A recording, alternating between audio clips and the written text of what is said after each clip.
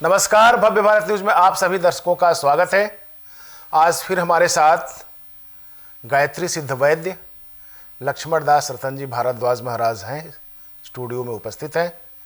और आज जिस विषय पर हम चर्चा करने जा रहे हैं वो विषय है बिना दवा की क्या कोई उपचार है। तो आपको बता दें कि ये जो रहस्य है ये सिर्फ जो अनुभवी वैद्य हैं वही बता सकते हैं। तो चलते हैं बाबा जी के पास और जानते हैं कि वह कौन सी ऐसी चीज़ है जो रोग को आपके पास भटकने तक नहीं देगी।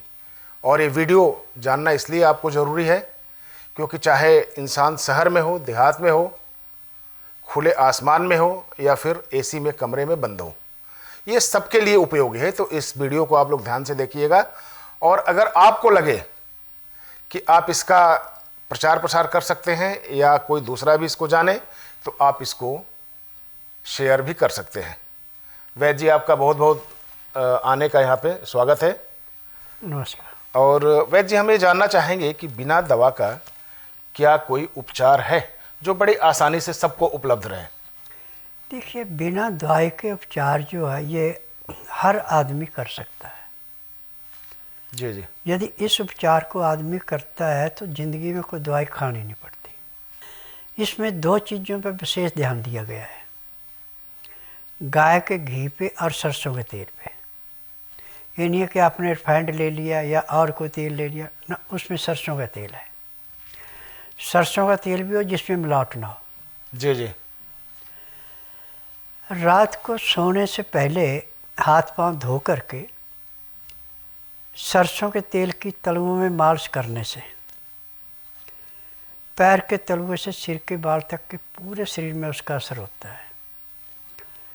और अंदर से हमारी नस नाड़ियाँ जिनमें खून का दौरा चलता है वो ऐसे लचकदार और साफ़ हो जाती है जैसे मैले कुचैले कपड़े को गर्म पानी में सोडा डाल के उसको निखार देते हैं, कपड़ा साफ़ होता है, ऐसे ही साफ़ होती है। परंतु पैर के तलुओं में जो मालिश करनी है, कम से कम एक एक पैर के तलुओं में 15 मिनट तक लगातार मालिश होनी चाहिए। और मालिश भी ऐसे। तेल की मात्रा भी बताएंगे, कितना उसमें तेल की मात्रा होनी चाहिए एक पैर के में?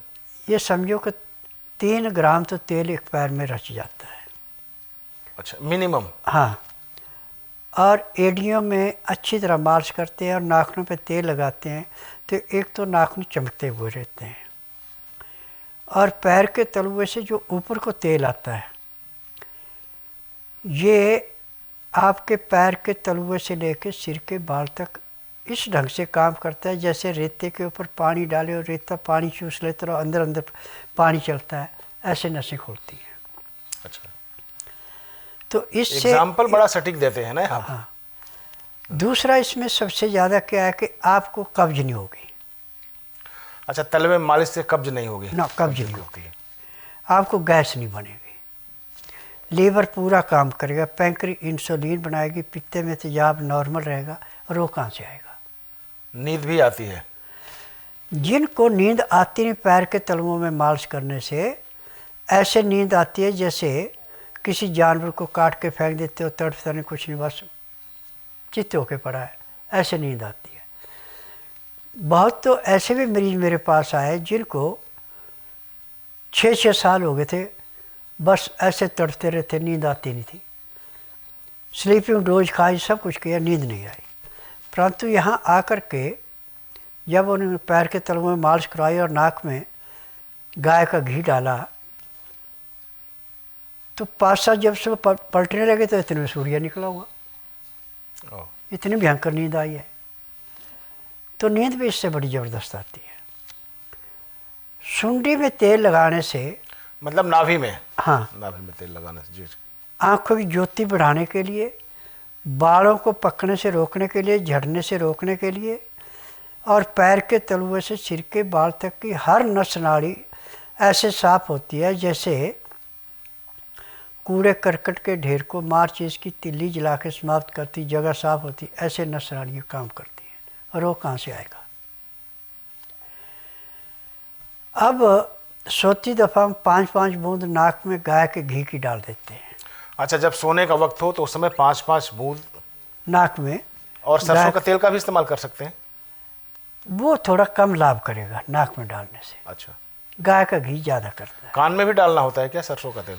कान में डालना है सरसों का तेल।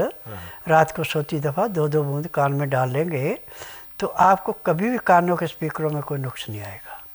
अच्छा, मतलब जो श्रवण शक्ति है वो तीव्र होती है। अच्छा, तीव्र होती है। हाँ। अच्छा, अब एक सवाल है, फिर इसके बाद आप बता दीजिएगा, क्योंकि दर्शक भी ये जानना चाहते हैं। आजकल के जो डॉक्टर हैं, MBBS डॉक्टर हैं, बड़े बड़े हॉस्पिटल जो खोल रखे हैं, वो बच्चा पैदा होने के बाद तेल वर्जित कर देते हैं। क्योंकि पहले सवाल सुन लीजिएगा इसके बाद। तेल पहले हमारी परंपरा में जब हम लोग घर में बच्चा पैदा करते थे तो उसमें तेल लगाया जाता था, बच्चा पैदा होने के बाद ही शुरू हो जाता था कि सरसों का तेल लगाना है, सब नाभि में लगाना है, सर में लगाना है, और उसकी मालिश होती चली आती थी जब तक कि बच्चा दूध पी रहा है, या बड़ा होने तक भी मालिश किया जाता था हमें। तो एक तो ये डॉक्टर क्यों बंद करते हैं, और आप जो सलाह दे रहे हैं ये कितना फ़ायदेमंद होगा इसमें भी? देखिए, यदि डॉक्टर इसको बंद नहीं कराए तो फिर उनका दुकानदारी कैसे चलेगी? नहीं, लेकिन वो तो साइंटिफिक रीजन बताते हैं इसका। ना ना ना ना, कुछ नहीं है, बकवास है ये सारी अंग्रेजों की प्रथा है, अंग्रेजों ने कर रखा है। आयुर्वेदिक दवाई में उस टाइम नाड़ी वैद्य होते थे, किसी मशीन से टेस्ट नहीं करते थे। बिल्कुल बिल्कुल। नब्ज में जो रोग पकड़ा गया उसकी दवाई देते थे, और सब जड़ी बूटी हैं। जड़ी बूटियों का साइड इफेक्ट कोई नहीं। हाँ, ये है कि इनके निकालने के मुहूर्त हैं कि कृष्ण पक्ष में निकालेंगे तो दवाई में आपकी में कीड़ा नहीं लगेगा, और शुक्ल पक्ष में निकालते तो उसमें कीड़ा लग जाता है। जिस दवाई को कीड़ा लग गया उसका असर नहीं होगा, जिसमें कीड़ा नहीं लगा वो पूरा असर करती है। ये है कहानी पूरी। हाँ। हम बात कर रहे थे सरसों की। सरसों के तेल का ऐसा है कि जब इसकी मालिश करते हैं तो आप ये समझो जैसे माँ के पेट में बच्चे की रक्षा हो रही, ऐसे ही ये तेल रक्षा करता है बच्चे की। जी जी। जो पोलियो होता है, अधरंग होता है, या लकवा मारा जाता है, ये कोई भी चीज़ या सरसों के तेल के आगे नहीं फिसलती, टिकती नहीं है, टिकती नहीं है। जैसे वहाँ पे शरीर से टच करेगी तो जैसे दीवार में झटका देकर कोई चीज़ निकलती है, ऐसे उसको जाना पड़ता है। और आपने और सबसे ज़्यादा आजमाइश करनी है तो आप ये देखिए कि आपके नाक बंद हो गया, आपको भयंकर जुकाम हो गया, आप सरसों का तेल थोड़ा सा लेके और नाक में ऐसे डाल के और ऐसे लंबा सांस लें,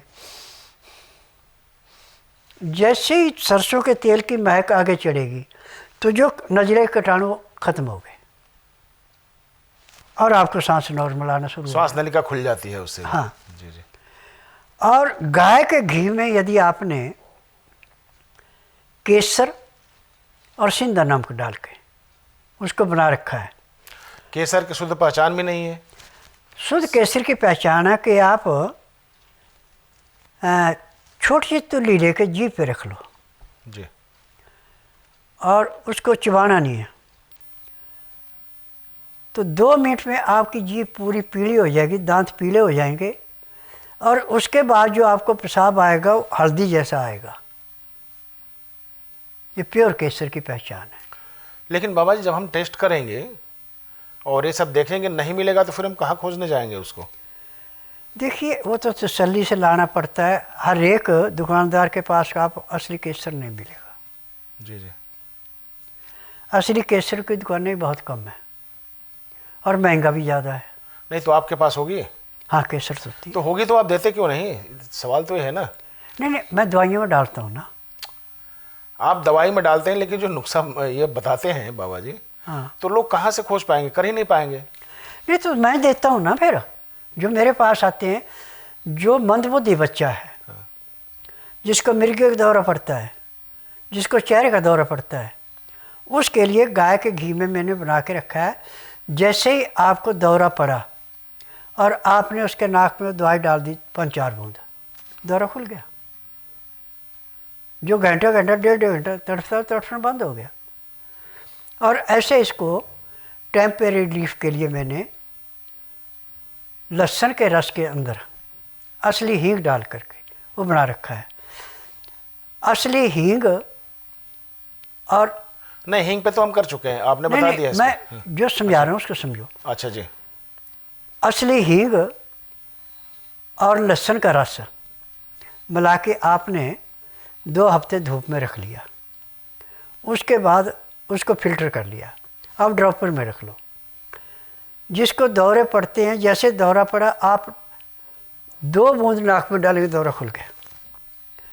और ऐसे भी जिनकी नाक की हड्डी बढ़ जाती है, जिसको डॉक्टर कहते हैं हड्डी बढ़ गई, हड्डी नहीं बढ़ती, मांस फूलता है, जिसका नजरा बिगड़ता है उसका नाश फूलता है, और खराटे लेते हैं। तो जब इसको 3-4 दिन हो जाते डालते हुए, तो सांस नाक से आना शुरू हो जाता है, मुंह से लेते खराटे बंद हो जाते हैं। अच्छा, तो आप ये बताना चाह रहे हैं कि जो खराटे लेते हैं उनके नाक की जो मांस है, जिनको डॉक्टर हड्डी बोलते हैं, वो बड़ी होती है। हाँ, जब नाक में मांस फूल जाता है तो नाक से सांस नहीं आता, मुंह से सांस लेते हैं। लेकिन खराटे के नाम पे तो मार्केट में तो कई दवाइयां हैं जो खराटे बंद कर देंगे, सर्दियाँ बंद कर देंगे, ये बंद कर देखिए, देंगे। पैसे लूटने के तरीके हैं सबके पास, परमानेंट नहीं बंद होते। यहाँ जिस दिन रोगी आता है उससे तीसरे दिन वो कहते हैं अब खराटे नहीं है, परिवार भी कहते हैं अब सुख से सोते हैं। अब बहुत डिस्टर्ब करता है खराटा। हाँ। तो क्योंकि मैंने तो बचपन से ये विद्या सीखी है, जंगलों में रहना, जंगलों से जड़ी बूटियाँ निकालनी, फिर उनको धोना, सुखाना, पीसना, वहाँ से चला हूँ। अच्छा बाबा जी, स्वर न करें, कोई अनहोनी हो, लेकिन अगर वैसी स्थिति आती है कि आपका पैर जो कब्र में पहुंचने को होता है, तो आप ये विद्या किसको देंगे, क्या उसकी पात्रता होगी? देखिए, ऐसे तो मैं बहुतों को सिखा चुका हूँ जी। और जब मुझे जाना होगा, शरीर छोड़ना होगा, तो मैं अपने पोते को इसका संकल्प दे के जाऊँगा, वो मेरी विद्या सारी उसके पास चली जाएगी। पात्रता है? हाँ। या उनको बना रहे हैं उस तरह से कि? नहीं, ऐसे तो मैं बना तो रहा हूँ जी जी। परंतु यह है कि ये विद्या संकल्प की जाती है। अच्छा। हाँ, जैसे मुझे पता है कि अब भी मेरा टाइम आ गया है, तो मैं संकल्प उसको दे सकता हूँ। राजनीति में एक बात बहुत चर्चा में रहती है, वंशवाद को लेके। देखिए, तो वंशवाद मैं देख रहा हूँ यहाँ पे भी है, इसके अलावा कोई और पात्र आदमी हो तो क्या आप नहीं देंगे उसको? अच्छा आदमी होता है उसको भी देते हैं। मैंने 2 आदमियों को जी जी। थोड़ी विद्या दे रखी है। आज जब भी उनका फ़ोन आता है तो कहते हैं ये हमने इतने मरीज ठीक कर दिए हैं। मैं भाई लालच ना करियो, दाल में नमक डाल दियो, मुठियाँ डालना शुरू करेंगे तो उसी आपका यश खत्म हो जाएगा। अच्छा, इसमें ये सावधानी रखनी पड़ती है। हाँ, इसमें ज़्यादा लालच नहीं किया जाता। जी जी। और जिसने पैसे का लालच कर लिया उसके हाथ में यश नहीं रहेगा। नहीं, वो तो प्रकृति भी यही कहती है। हाँ। कि लालच लेके अगर हमारे पास आओगे तो जड़ियाँ खत्म हो जाएगी। अगर आप देखिए, अगर हम रामायण का प्रसंग लें, जब लक्ष्मण जी को शक्ति लगी थी और हनुमान जी जब गए थे वहाँ पे, तो सारी जड़ियाँ बिल्कुल अंतर्ध्यान हो गई थी। उनको आग्रह करना पड़ा था, बताना पड़ा था कि मैं इस काम से आपका आह्वान कर रहा हूँ और आपको साथ में लेके चल रहा हूँ। अब देखिए, छोटी सी बात समझिए आप, किसी एक घर में बहुत ज़्यादा कड़ा क्लेश है, तो हम 5 पेड़ों की जड़ें लेंगे। जड़ें निकालनी है शनिवार को। किन किन चीज़ों की? पहला बेल, दूसरा नीम, तीसरा एरंड। एक तीसरा क्या? एरंड, कस्टाइल जिसका बनता है। हाँ? अच्छा, कस्टाइल, रेंड। हाँ, रेंड, हाँ। हाँ, देसी कीकर और आंवले की जड़ ले लें, चाहे हम गुलर की जड़ ले लें। हाँ, गुल्लर की जड़ ज़्यादा काम करती है। हाँ। जी जी। इन 5 जड़ों को पहले नमांतर दिया जाता है पेड़ को। पिछले दिन शुक्रवार को नमांतर देगा, शनिवार को लानी है जाके। नहीं, क्या करना है? नमांतर क्या? निमंत्रण में देना। अच्छा, निमंत्रण देना है। हाँ, कि हम अगले शनिवार को, शुक्रवार को आएंगे। उसमें उसको रोली से या संदूर से तिलक लगाना है। हाँ। गंगा जल से नहलाना है और कलावा बांध के आना उस पेड़ को, 5 पेड़ों को। हाँ, के वृक्षराज, मैं आपके पास अपनी फरियाद लेके आया हूँ कि मेरे घर में ऐसे ऐसे पर सकती है। क्लेश है। हाँ, इसको दूर करना है। सुबह मैं आपके पास इस टाइम आऊँगा, मुझे आपकी उत्तर दिशा की जड़ चाहिए, चाहे आप 2 इंच लें चाहे 4 इंच लें। सब पेड़ों से ऐसे ले ली, घर आके उसको पानी से धोए, फिर गंगा जल से धो के फिर दोबारा उसको रोड़ी तिलक जैसे पूजा करते देवी देवताओं की, ऐसे पूजा करके और फिर उसको कलावे से बांध के जो आपका मेन गेट है उसके ऊपर बांध दो। अब आप देखेंगे कि 24 घंटे के अंदर जो कला थी घर के अंदर वो कम होना शुरू हो गई। चाहे वो दरवाज़ा दक्षिण मुखी हो, चाहे पूरब मुखी हो, चाहे कोई भी है, बाकी हमेशा दरवाज़ा पूर्व मुखी या उत्तर मुखी रखना चाहिए। लेकिन शहरों में नहीं मिलता ना, शहरों में तो दक्षिण। वो तो बात ठीक है, परंतु इसमें फ़र्क पड़ जाता है। और दक्षिण पूर्व का जो कोना है उस कोने से पानी नहीं निकालना बाहर कभी भी। अग्निकोण से। हाँ, अग्निकोण से वो निकलेगा तो वो नुकसान करता औरतों को। या तो उनका मासिक धर्म ठीक नहीं आएगा, उनको रसौली भी बनेगी, ट्यूबों में सिस्ट भी बनेंगे, यानी उनका शरीर बेकार कर देता है। इस बात का ध्यान रखना चाहिए। उस कोने से नहीं निकालना, आगे पीछे से निकाल दो, ये ध्यान रखना पड़ता है। जी, तो हम घी की बात कर रहे थे अभी। अच्छा, अब घी जब नाक में डालेंगे तो मंदबुद्धि बच्चा तो तीव्र बुद्धि हो जाएगा। और जिन्होंने अभी चीज़ रखी थोड़ी देर में भूल गए कि चीज़ कहाँ है, ध्यान नहीं, स्मरण शक्ति बढ़ जाती है। और स्मरण शक्ति बढ़ जाएगी। तो इसका प्रयोग कैसे हमेशा करना पड़ेगा, दिन रात या कैसे? देखिए, ऐसे इसके 3 तरीके हैं। एक तरीका तो यह है कि आप रात को सोती दफ़ा और सुबह जब नहा ले उसके बाद सुंडी पे भी लगाना है, घोड़े का तेल थोड़ा सा ले लिया और गाय का घी ले लिया, सुंडी पे भी लगा लिया और बगलों में भी लगा लिया, तो भी आपकी स्मरण शक्ति बढ़ेगी। जो आपकी याददाश्त दिन पर दिन कम होती जा रही तो दिन पर दिन बढ़ेगी।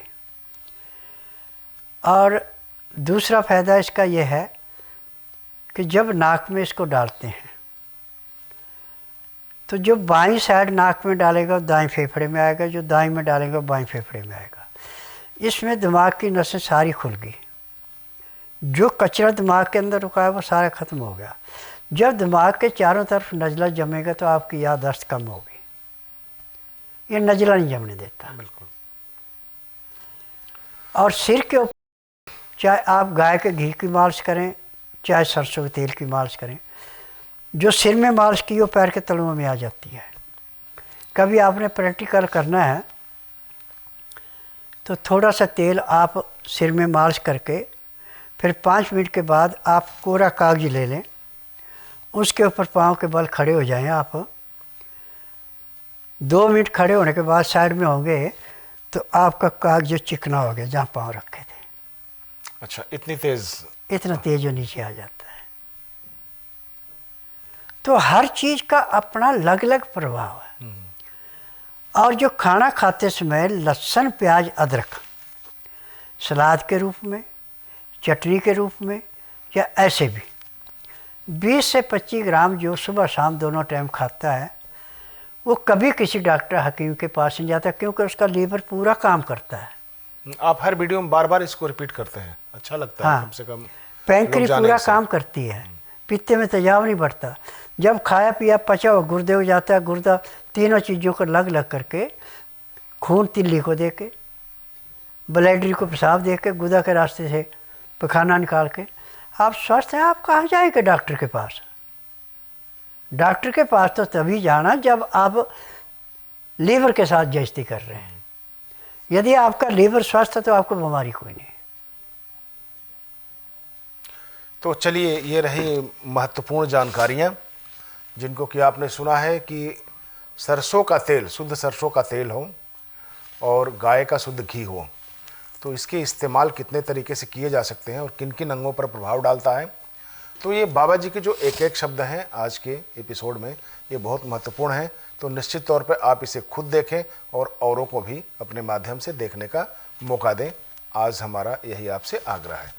आज के एपिसोड में इतना ही, अगले एपिसोड में फिर मिलेंगे। तब तक के लिए नमस्कार। बाबा जी, आपको भी बहुत बहुत धन्यवाद। नमस्कार।